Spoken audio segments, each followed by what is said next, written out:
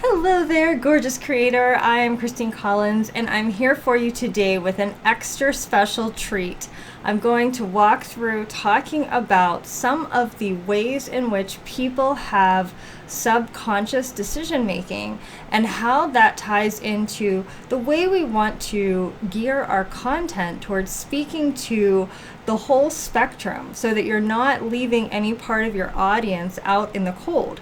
So I'm going to quickly talk through each of these different elements, and then I do have a cute little sheet for you that highlights all of them, just as kind of a handy reference or a cheat sheet for you. So the first one to talk about is whether or not the person is what we call toward motivated or away motivated. And the reason why this is important is that when we are talking to our audience about the problem or the solution, or about how it is that we help to shift them from whatever it is that they're unsatisfied with into a place of greater satisfaction, there is a percentage of your audience who is going to be much more toward motivated than they are away motivated. And what that means is that they are more incentivized to move towards something that they desire than they are to get away from something that's unpleasant. And then another portion of your audience, of course, will be more motivated by the away from the unpleasant. So we want to make sure when we're talking about the problem that we help with, we have content that speaks to both ends of that spectrum so that you're not leaving anybody out and unable to envision what it is that you provide and the benefits of your service. The next one is necessity versus possibility. And this is basically the difference between saying I must do something or I need something versus I enjoy the possibilities that are available to me. And they're both equally valid, but we want to make sure that when we're talking, we're not alienating one portion of that audience or the other. We want to speak to the needs and the concerns and the sense that there's something that they have to do perhaps to improve their health or to be more successful, to be more happy, more satisfied.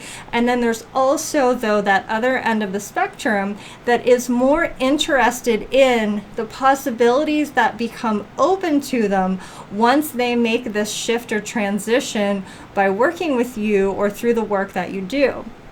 The next is to talk about the difference between being highly proactive and a very quick decision maker versus somebody who is more of a complete study and needs to be able to access all of the research and all of the information, all of the details. So there are some of us who are listening to you and paying attention to your content that will be able to hear your message and quickly decide, this is what I need, this is the direction that I want to move in, and make sort of a snap, impulsive decision because we know what we want. And yet there's another portion of your audience that's going to be listening to your message and will need to go off and do some research, or they may need to observe your message multiple times before they reach a place where they feel like they know that this is the right thing for them. So keep that in mind as you're designing content and messages, that you're talking to a variety of people on that spectrum. And then we have global versus specific. So people who are more globally oriented are likely to prefer having the big picture first and being told kind of the overall purpose of something and being able to conceptualize it at a global level versus people who really like having all of the nitty-gritty details, and those details are really important to them and they're really essential for them in order to be able to make a decision. So this is very important when you are presenting the work that you do, keeping in mind that while there are some people who will be satisfied by you simply telling them these are the outcomes that you'll receive, there will be a portion of your audience that needs to know the date and the time and the specific logistics of the work that you do. Otherwise, they won't be able to fully make a decision and feel good about that. And then finally, we have internal versus external. And this is the difference between somebody who gets a sense within themselves for what they need, and they get a sense within themselves for whether or not they are successful.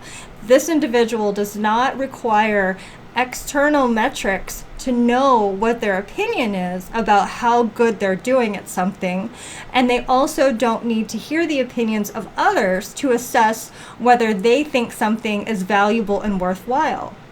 And yet there will be folks who absolutely do need those things in order to be able to assess whether or not they feel that they're successful, whether or not they need to be supported, and whether or not other people have had a positive experience with something. So this is where testimonials really come into play.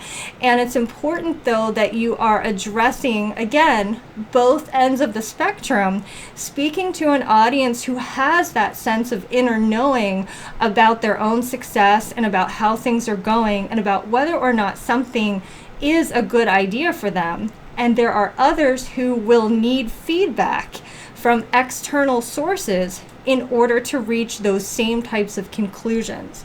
And then finally, when it comes to competency, there is a spectrum in terms of how quickly an individual is able to decide that someone they are observing is competent.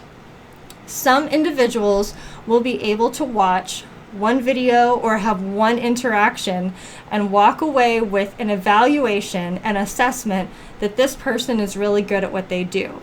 For other individuals, they will need repeated exposure to competence before they form that conclusion. And this is where having quality, consistent, strategic content that demonstrates your expertise is so important, because there will be people who need to have multiple interactions with your work before they reach the conclusion that you know what you're talking about and you're good at what you do. So I hope you found this to be helpful. Once again, I'm Christine Collins, and I hope that you have an absolutely magical and creative rest of your day.